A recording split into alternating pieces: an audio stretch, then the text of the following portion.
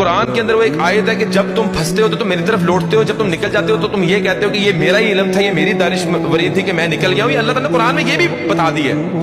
تو دعائیں بھی ایسی دل سے نکلتی تھیں کہ وہ آج بھی مجھے اپنے الفاظوں پہ بھی جو ہے حیرانگی ہوتی ہے. میں تو اللہ کا ہاتھ پھیلاتا تھا. اللہ تعالیٰ تو یوسف علیہ السلام کو کنویں سے نکال کے بادشاہ بنانے پہ قادر ہے. یا اللہ تو یونس علیہ السلام کو مچھلی کے پیٹ سے باہر نکالنے پہ قادر ہے.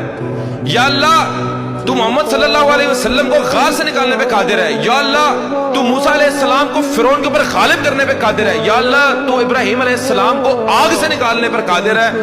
یا اللہ میرا مسئلہ تیرے آگے کیا ہے؟